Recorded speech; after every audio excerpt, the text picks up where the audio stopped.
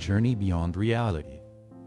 My name is Alice Sharma, and I'm a journalist for a paranormal investigation podcast. I've covered everything from haunted houses to UFO sightings. I thought I'd seen it all. I was wrong. It started 3 weeks ago when my editor forwarded me an email.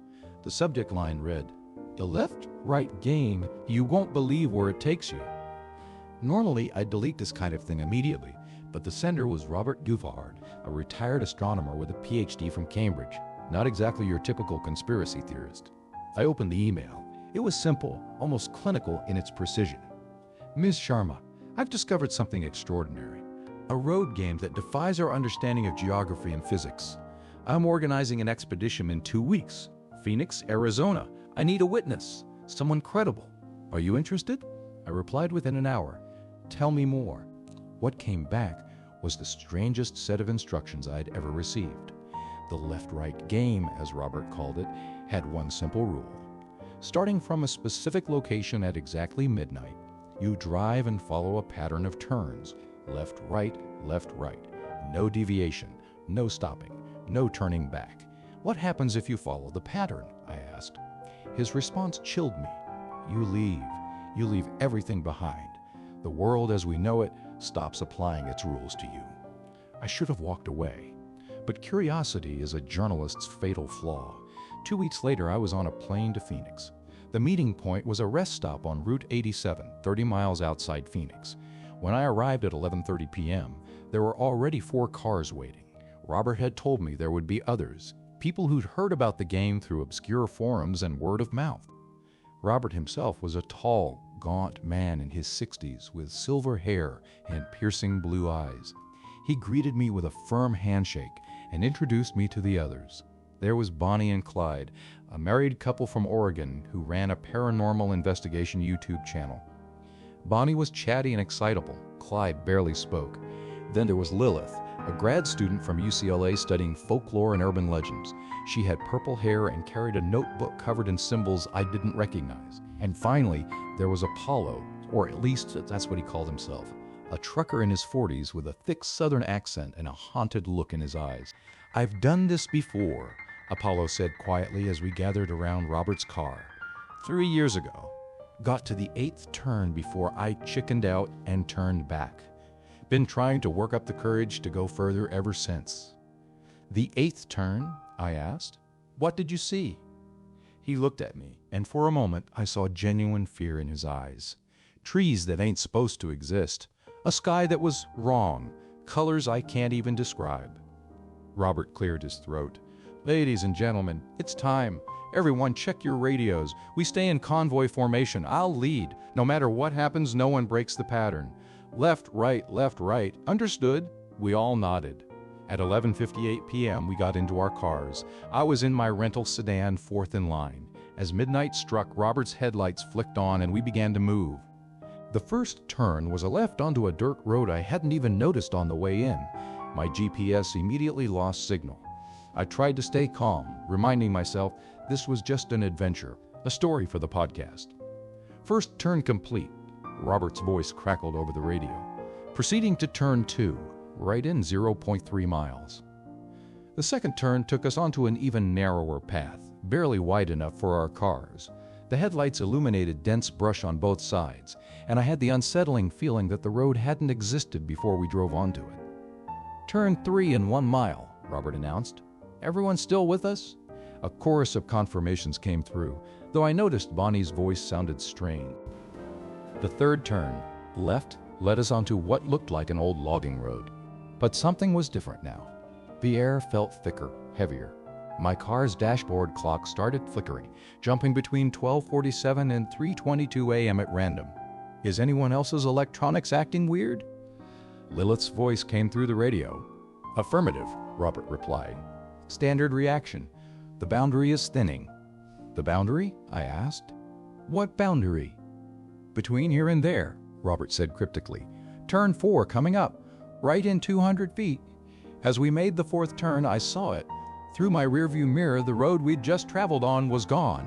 Not dark, gone, just an endless void where pavement and dirt had been moments before. My hands tightened on the steering wheel. There was no going back now, literally.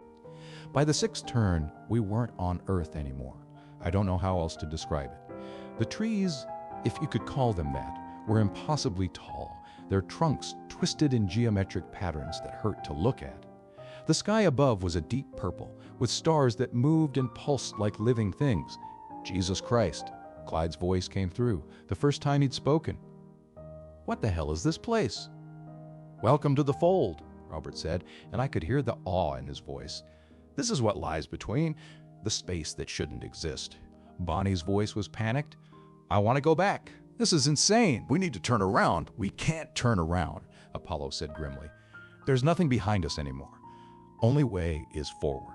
He was right. When I checked my mirrors again, there was only darkness, a complete absence of anything. We were trapped in a corridor of impossible space, and our only option was to keep following the pattern.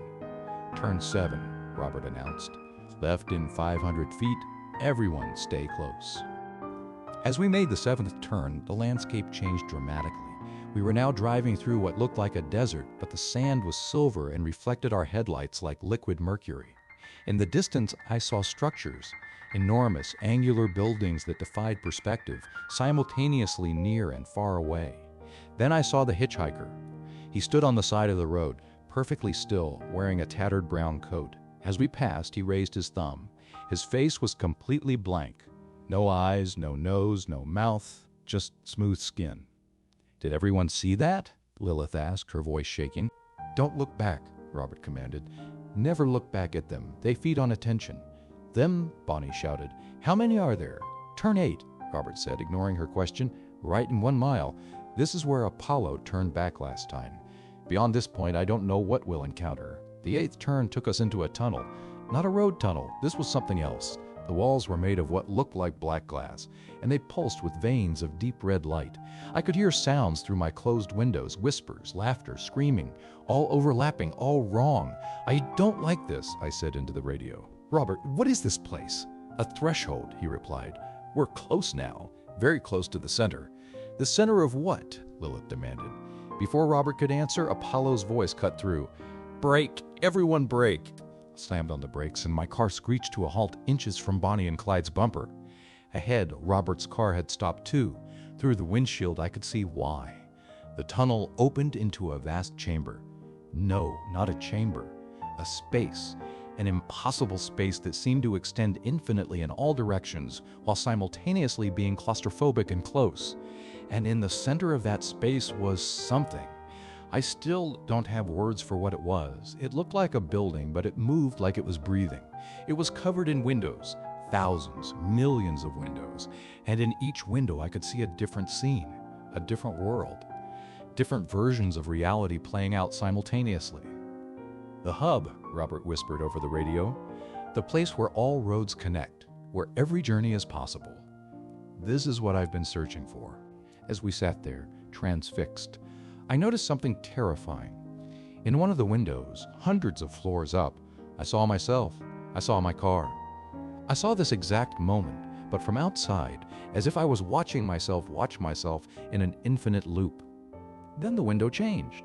I saw myself getting out of the car, walking toward the building. I saw myself entering, and I saw what waited inside. Shadows with too many limbs, spaces that folded in on themselves, and at the very center, a light so bright it burned to look at. Robert, I said carefully, we need to leave, now. But we're so close, he said, and I could hear the obsession in his voice. We can enter. We can explore. Think of what we could learn. Robert, Apollo's voice was sharp. Look at your mirror. Look behind us. We all looked.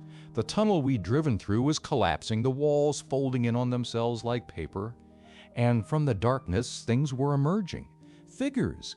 The hitchhiker we'd seen, but hundreds of them, all blank-faced, all moving toward us with jerky, unnatural movements. Turn 9! Robert shouted, snapping out of his trance. Left now! We didn't discuss it. We didn't plan it. We just drove. Left turn, right turn, left turn, right turn. But we were reversing the pattern now, desperately trying to retrace our steps through the impossible spaces we'd traversed. The things from the tunnel were chasing us. I could see them in my rearview mirror, not running, but moving impossibly fast, like they were skipping through frames of reality. Every time I blinked, they were closer. Bonnie was screaming over the radio. Clyde was shouting navigation instructions. Lilith was praying in a language I didn't recognize.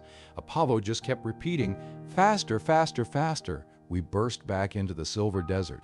The angular buildings in the distance were moving now, walking on legs I hadn't noticed before, trying to cut off our path. Robert swerved around them, and we followed, our convoy barely holding together through the twisted forest. The trees reached for us with branches that extended far beyond their natural length. I heard something scrape against my car roof and pressed the accelerator to the floor, back through the thinning boundary where our electronics had first malfunctioned. My clock stabilized at 3:47 a.m. We'd been driving for almost 4 hours, though it felt like days. "One more turn," Robert shouted. "Right turn onto the main road and we're out." As we made that final turn, I felt reality snap back into place like a rubber band. Suddenly, we were on Route 87, the rest stop visible in the distance. Normal sky, normal trees, normal world. We pulled into the parking lot and got out of our cars on shaking legs. Robert was pale, Bonnie was crying, Clyde was vomiting into a trash can. Lilith sat on the ground, staring at nothing. Apollo leaned against his truck, smoking a cigarette with trembling hands. "We made it," Robert said quietly. "We actually made it back." "We're never doing that again," Bonnie said firmly. "Never. That podcast episode? Not happening. We're deleting the footage and forgetting this ever happened." I wanted to agree. Every rational part of my brain was screaming at me to forget, to move on, to pretend it was just a weird dream, but I knew I couldn't. Because when I looked down at my phone, which somehow had signal again, I had 17 missed calls, all from my own number, all time-stamped from the past hour. When I listened to the voicemails, I heard my own voice warning me not to take the 9th turn. Robert noticed my expression. "You heard them too, didn't you?" "The calls from yourself?" I nodded slowly. "That's how it works," he said. "Once you play the game, you're marked, connected to all the other versions of yourself across all the other roads. And sometimes," he paused, looking back at the dark road we'd emerged from, "sometimes those other versions try to reach out." I got in my car and drove straight to the airport. I took the first flight back home. I thought that would be the end of it. But 3 nights ago, I woke up at 3:47 a.m. to find my car keys on my nightstand, even though I'd left them in the kitchen. My GPS was on, showing a route that started with a left turn. Last night, I found myself driving without meaning to. I had to physically pull over and turn off the car to stop myself. The left-right game doesn't end when you escape. It never ends. It just waits for you to be ready for the next round. And the worst part, I think I'm ready. I think I want to go back. Because in one of those windows in the hub, I saw something, a version of me that took a different path, a version that found what she was looking for. And she looked happy. So tomorrow night, at midnight, I'm getting in my car. I'm driving to that rest stop. And I'm going to play the game again. Maybe I'll find my way back. Maybe I won't. But at least I'll know.